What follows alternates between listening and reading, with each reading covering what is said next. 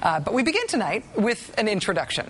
I would like you to meet laughing woman carrying her son standing in front of trees. Hello. Oh, there she is. Laughing woman carrying her son standing in front of trees is available for sale right now at the website istockphoto.com. In fact, laughing woman carrying her son standing in front of trees was purchased recently by an organization called Concerned Taxpayers of America. See, there she is. She was purchased to depict what this group says are the, quote, folks who are concerned about the direction this country's economy is going. Those average folks also apparently include the couple you see at the top there with the kids, or as they are known at istockphoto.com, happy family. Photos of models purchased at a stock photography website to make you think they are just your average folks who are concerned about the direction this country's economy is going. That's the way the person who heads up this group, Concerned Taxpayers of America, that's the way he described what his organization is after Democratic Congressman Pete DeFazio got his attention by yelling through his mailbox and banging on the man's door. Hello? Hello? Hi, you Jason Miller? No. No? You don't know Jason Miller? No, I don't, sir. Are you a renter or owner or what? Yeah, no, I rent this place. You can talk to Stan Busy. Did you ever hear of Concerned Taxpayers of America? Nope. Yeah, never heard of it. No, sir. That guy you saw there talking with Pete DeFazio actually is involved with Concerned Taxpayers of America, even though he swore he wasn't. More on that ahead. Pete DeFazio is a Democrat who's been in Congress for 12 terms. He's a progressive Democrat, but he's someone who I think would not mind me describing him as a bit of a contrarian. He goes his own way, does his own thing, has his own very strongly held opinions and beliefs and expert takes on things. The guy who is running against Pete DeFazio this year is Republican Art Robinson. Mr. Robinson is a former science professor. He's most famous for being a global warming denier. Mr. Robinson says the government wants to, quote, enslave the American people through energy regulation. About 2 weeks ago, something kind of amazing happened in this race. $86,000 worth of "We hate Pete DeFazio, we love Art Robinson" ads started popping up on TV in that district. Politicians Nancy Pelosi and Peter DeFazio made a mess of our economy. Their policies aren't working. It's time for change. Art Robinson is a research scientist, not a politician. His plan to improve our economy? Stop reckless spending, lower taxes, promote private sector job growth. Art Robinson, a new voice, a smarter choice, the independent leader we need. Concerned Taxpayers of America is responsible for the content of this advertising. Concerned Taxpayers of America responsible for the content of this advertisement. This random clip art organization whose own employees deny having anything to do with it suddenly spent more than 80 grand running that ad in a congressional district in Oregon. They have since reportedly almost doubled that spending. This is one race in one district, but in some ways, this is the story of what's new about this year's elections. Some random entity, nobody really knows what it is, has come in and dropped $165,000 now into this race. I mean, this would be like if your little neighborhood where you live was all little one-family ranch homes, and one day you all in the neighborhood heard you were going to get a new neighbor. And that new neighbor turned out to be a 50-story tall, giant pyramid-shaped glass and neon Luxor casino right in the middle of your street with a big fake sphinx out in front of it. Hey, that's different. Who put that there? In the case of these "We hate Pete DeFazio" ads, who put that there is actually a very difficult question to answer.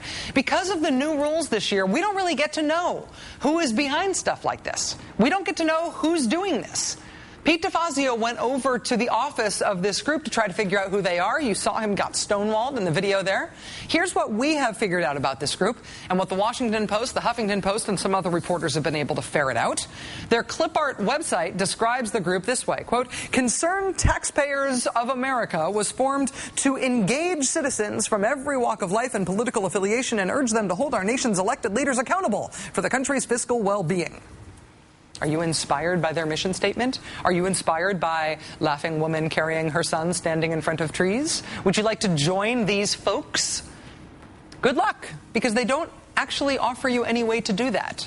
Aside from the clip art purchased from iStockPhoto.com and the mission statement, there's not a whole lot else at the website. There's no, here's how you can donate. There's no, here's one of our events you can attend. There's no literature for you to read. There's no way for you as a citizen to get involved with this. There's no nothing. If you try to Google Concerned Taxpayers of America, this is what you'll find. All sorts of news stories about Pete DeFazio confronting them and trying to figure out who they are. But as far as we can tell, it is not possible to find their website on the Google. Here's how we found them. We found them because they're filing with the Federal Elections Commission when they started up 29 days ago. Their FEC filing form does have a line where you're supposed to enter in your organization's website. That's the only way we were able to find it.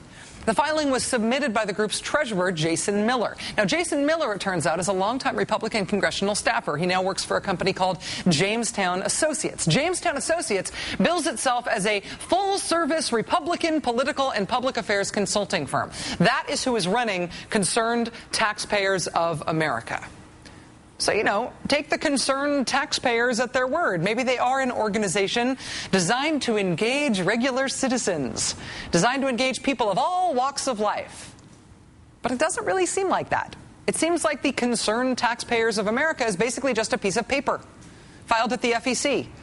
Somebody filed that piece of paper at the FEC 29 days ago, and now $160,000 from Lord knows where is being spent to get rid of Pete DeFazio, totally bigfooting all other spending in that race. And nobody is allowed to know who's behind it until the damage is already done. That's the way that politics works now. It's not news that corporations and rich people try to get their way in politics. We've talked a lot, even just this year, about corporations and billionaires funding fake grassroots groups like Americans for Prosperity and Freedom Works, right? But at least those organizations do stuff. You know, they, for example, take David Koch's oil and chemical industry fortune money, and they buy hot air balloons. And they fly hot air balloons around the country talking about how global warming is a bunch of hot air. Whatever you think about that, at least they are doing something. But this year, in 2010, in these elections for the first time, nobody is pretending that these organizations, these groups, are doing anything but laundering money. So, hey, there's a guy who says that global warming is a hoax designed to enslave America, and he's running against Pete DeFazio. Awesome. Let's put $100,000 into that race. Let's put $1 million into that race. Let's put $100 million into that race. How much is it worth our clients to get rid of Pete DeFazio? Why not? Why not spend $100 million? What's holding them back? I mean, you can just launder your money through a fake organization that you have some Republican lobbyist set up in 5 minutes at GoDaddy.com. Honestly, that's where they registered it. You send 3 pages of paper to the FEC. You buy some clip art from iStockPhoto, quick trip to GoDaddy.com, and you're in business. That's it. Money laundering. Money laundering. Money laundering on a grand scale. Money laundering, that's what it is. To take over the Congress of the United States of America, there is no ceiling on what you can spend. This is the way the elections are running right now. After Citizens United, after the campaign finance changes that conservatives are supporting this year, this is the way our elections run in America now. And this is the context in which every individual American citizen of average, mediate, moderate, or extreme means, every American in the country, is deciding whether or not it's a good idea to donate $25 to their chosen candidate to try to make a human-sized difference in this year's elections. What do you think your odds are of making a difference, a human-sized difference, as a regular human, a regular citizen, if this is the landscape in which our elections get decided now? You don't stand a chance. Joining us now is Democratic Congressman Pete DeFazio of Oregon. Congressman DeFazio, thanks very much for joining us tonight. Thanks, Rachel. I really appreciate the opportunity. Great lead in there. I mean, it would be funny if I wasn't being pummeled by $180,000 worth of ads. Yeah, well, I mean, this group started with an $86,000 ad buy. That was a couple of weeks ago. Another $80,000 since then. Give us a sense of how big a deal that much money is in your district. How much is typically spent on an election in your district? Typically, the most I've ever spent is, and in a contested race would be $500,000 on each side, so it'd be $1 million total. These people are obviously headed toward well more than $500,000 as an independent, anonymous expenditure. The concerned taxpayers, whoever they are, plural or are they singular? Is it one person? Is it a corporation? Is it a group of people? We don't know. Do you have any suspicion about who it is? I mean, I know you paid a visit to their sort of office, at least to their mailbox with that guy there last week to find it out. We called them today. They totally stonewalled us as well. Do you have any suspicions as to who they might be?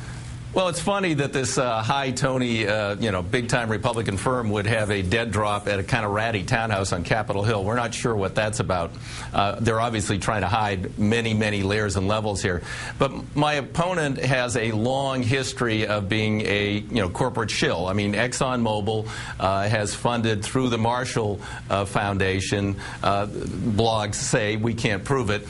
His campaign against global warming. He has proven himself singularly. He's a chemist, that global warming is a hoax to enslave the American people. And 31,000 people have signed his petition. The strange thing is, this is a guy who lives on Social Security on a survivalist compound in the corner of my district, and somehow he came up with about $1 million to mail that petition out to hundreds of thousands of people under false pretenses to try and solicit those contributions. Where did he get the money? He's reporting $12,000 a year with Social Security. He must have saved up for a long time to send it out. Well, yesterday I understand that the House Democratic Caucus at their meeting, it was reported that they played the video of you trying to sort this out. They played the video for all the Democrats in the House of you yelling through the mailbox, right. Hello!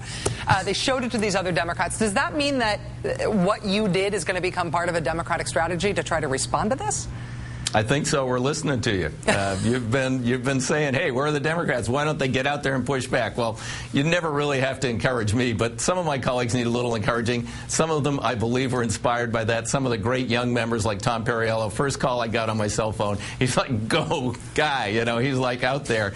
He's in their face too. We've got to fight back. So they're billionaires. I mean, come on. When I first ran for Congress, I went down to a mill, which at the time was one of the 500 richest men in America, to support a strike. I didn't know what they had in mind, but what they did is they actually blockaded the mill with miles of cars and pickup trucks, and I stood in the middle of the street and shook their hands.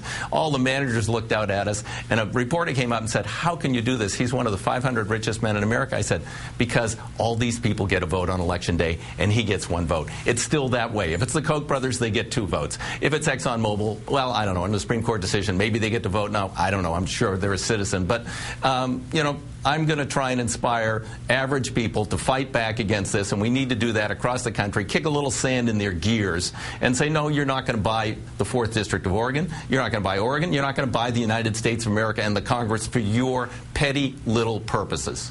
Democratic Congressman Pete DeFazio of Oregon, thank you for having the presence of mind to send camera crews along with you when you went to go yell through the mailbox, because otherwise we would not be able to show that on TV and show people how it's done. And thanks for your time tonight, sir. Really appreciate it. Thank you, Rachel. Appreciate it.